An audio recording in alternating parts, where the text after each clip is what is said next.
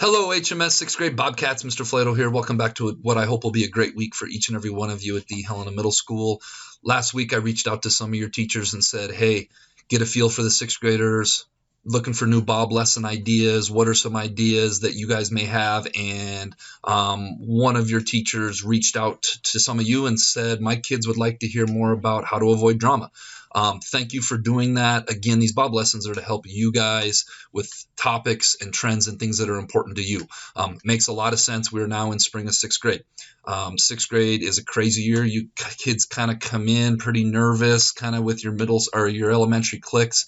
And by the time we get into the spring of 6th grade, some of you are starting to turn into teenagers. Some of the social stuff is starting to pick up. And this is the trend that happens every year. It'll continue into 7th grade. So I think this is the perfect time to talk about this subject.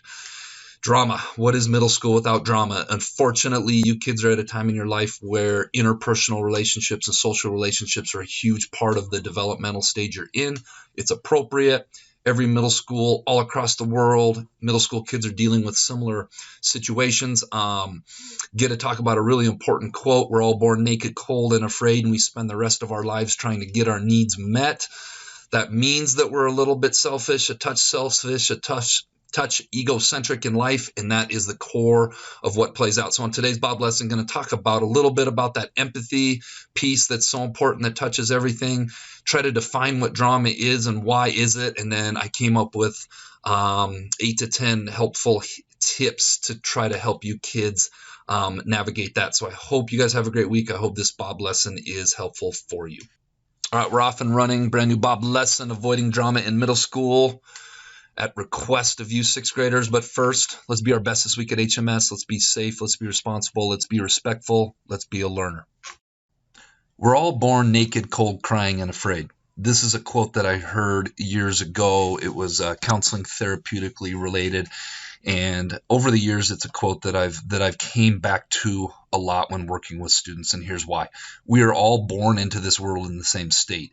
And as human beings, we spend the rest of our lives trying to get our needs met, whether those needs are friendship, love, acceptance, companionship, needs, somewhere to live, clothing, whatever. We all as human beings have needs that we're constantly trying to get met. And it's really important to look through that lens when we get into the next slide and we're talking about what is drama, because I think a lot of drama simply is the manifestation or the result of people trying to get their needs met. And that's what this whole thing really is about. So as we get into what exactly is drama, have you ever stopped and thought about that? A lot of times people think, well, drama is friction between people, unnecessary friction maybe.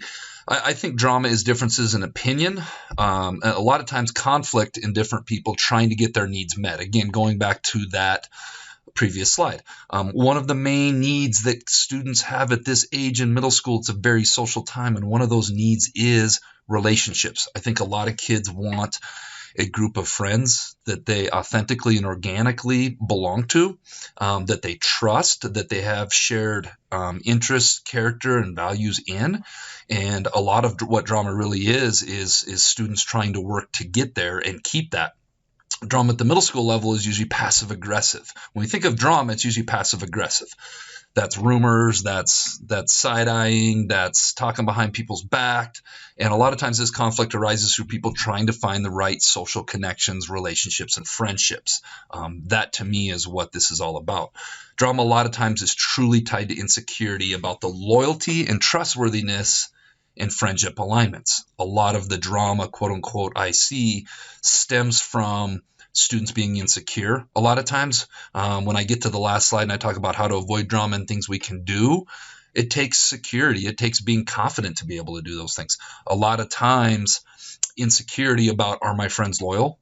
Are they being loyal? Are they being trustworthy? Did they share something that they weren't supposed to share?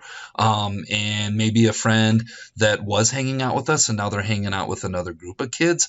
Like, that is where a lot of times what the drama comes from and what it looks like at the middle school level. Is drama inevitable on some level? I think it is. I think on some level it is impossible to avoid drama, especially at the middle school level. Unfortunately, we're working to minimize it. It is a time of major insecurity for everyone. Everybody in middle school is insecure on some level.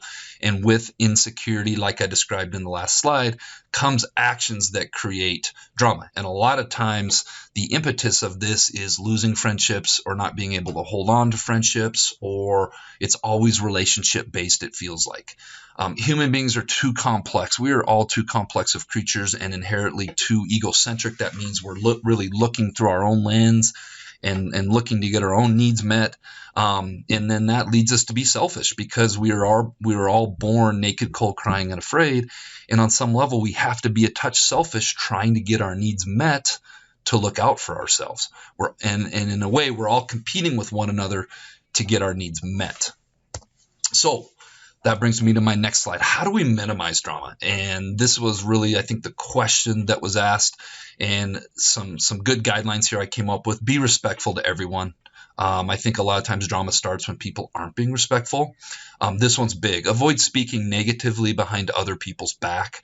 I think that is how a lot of times in middle school I see a lot of drama starting, is when you're talking negatively about people behind their back. So when we do have conflict, be upfront, honest, but tactful with people. Sometimes we have to tell people things that they're not going to want to hear, they're not going to want to like to hear. Be upfront, be honest about it, but do it in a tactful way. Don't engage with others when they're speaking negatively about other people. Being a good bystander is a good way to shut a lot of this down. You hear people speaking negatively about somebody else behind their back, don't engage with it. Be specific, mindful, and thoughtful with your words that come out of your mouth.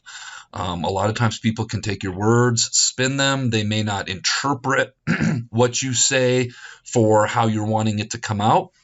And sometimes that can come out and get interpreted a certain way, and then you're being misrepresented. I really feel like in middle school, avoiding dating relationships until you're older is a big way to minimize drama. You get into 7th, 8th grade, it feels like the dating thing when students or kids are wanting to do that. It adds another dimension. It adds another layer of insecurity. It adds another layer of jealousy, of competition, of social status things that really tend at the end of the day to create more drama than anything. Avoid engaging in speculation, rumors, hearsay about other people. Kind of touched on the first slide, but you can kind of see that that this is where a lot of these things coming from. If other people engage in speculation, rumors, hearsay, be a good bystander and remind them that taking part in rumor spreading creates drama and you don't want to be a part of that. Being a good bystander, that is so powerful for kids at your age. If you have a phone and you have social media, be very mindful of what you post and how it could be interpreted or received by others.